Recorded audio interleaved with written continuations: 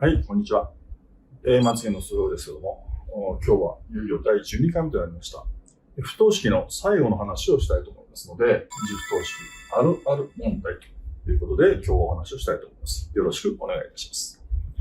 では早速ですけども、例題見てみましょう。二次不等式 x 以上マイナス 2mx プラス 3m マイナス2大なり0。今までよくこういう二次不等式見てきましたね。この二次不等式の答えがすべての実数であるときの m の値の範囲を求めると。よくある問題です。この問題について解説をしていきたいと思います。今まで二次不等式というのは、皆さんに伝えてきたのは、ただ機械的に解くのではなくて、グラフを利用しようという話をしてきました。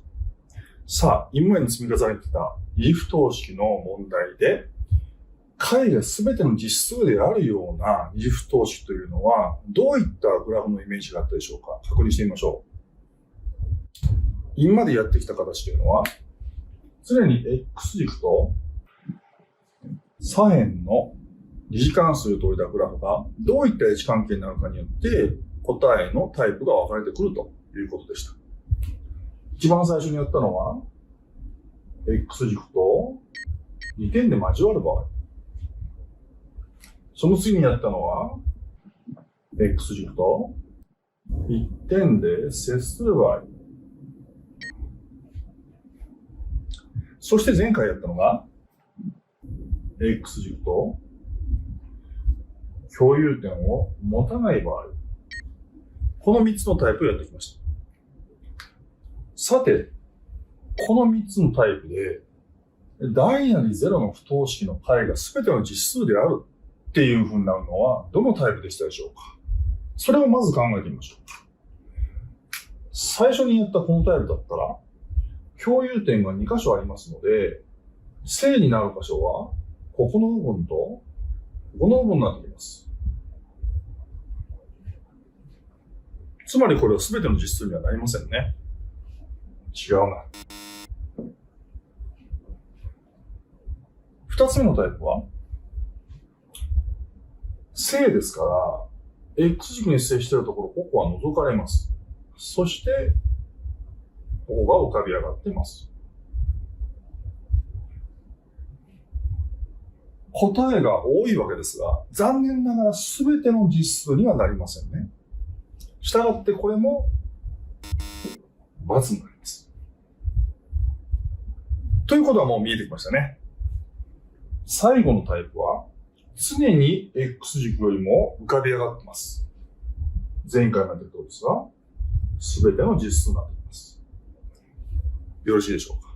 つまり今回の問題に当てはまるタイプは、このタイプなんだなということを、まずイメージして回答に移っていきたいと思います。その時に大きく考え方、二通りあります。まず一つは、x 軸と共有点を持たなかったらいいな。ということは、二次方程式の解がどういった解を持つべきだったか。これも前回と関連しますが、虚数解を持つべきでしたね。皆さんが以前やってきた判別式を利用します。共有点を持たないということは、実数解を持ちませんので、0より小さい負の数になるわけです。よろしいでしょうか。ところがもう一つ、この発想が頭の中になかなか出てこない場合、最初の時から常にやってきましたように、二次関数の話に持ち込むといいと思います。どういうことか。最大最小は常にある変形をするってことが大事でしたね。それは、頂点に着目する。ここの頂点に着目します。常に正であるということは、グラフ全体を見る。気持ちはわかりますが、その中で一番凹んでいる頂点を見て、その頂点が、このように上に浮かび上がってきているということですね。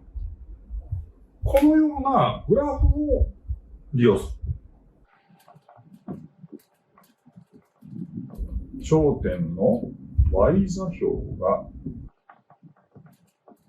プラスですから正になると。こういうことです。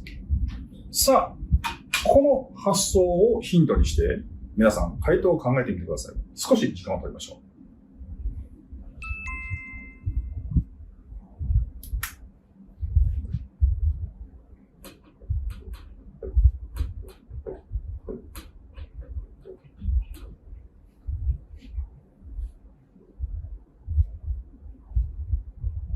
はい。ではよろしいでしょうか。ではまず回答1の場合、どのような回答になるか。判別式を考えるわけですから、判別式ということは二次方程式にしなくてはなりません。したがって、答案の書き方としては、x 次乗マイナス 2mx プラス 3m マイナス2イコール0ですね。イコール0。よろしいでしょうか。これの判別式を P とします。判別式というのは、解の公式のルートの中身でしたね。D イコール B の次乗マイナスの 4AC。こういうふうになります。で、これが先ほども言いましたように、負の数になればいいということになります。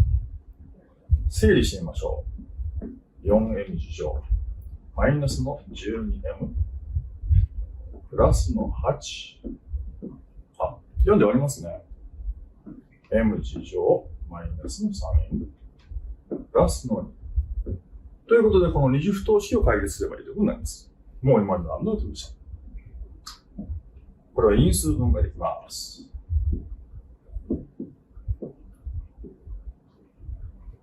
最初の頃はこれをきちんとグラフで書いてやりましたね。もう皆さん力ついてきてますから、すぐ回答に入りましょう。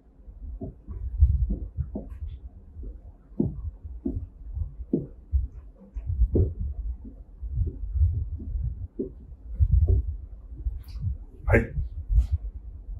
これが回答1の発想でいった人の回答になります。それでは2番目の方をやってみましょう。今度はグラフを利用して頂点の y 座標に着目したいわけですから、左側の方、左辺を y イコールこう置きましょう。よろしいでしょうか。そうすると平方完成をします。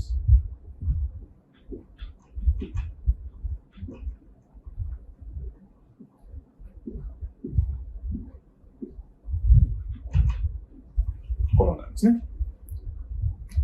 で、先ほど言いましたように、頂点の y 座標に着目する。頂点の y 座標というのはどうですか？そうです。ここですね。ここに着目します。常に正になるので、頂点の y 座標が今度プラスになります。もうほとんど完結です。マイナス1倍しましょう。一言目変わりますね。はい。先ほどと同じになりましたので、もうここからは一気にいきたいと思います。ということで、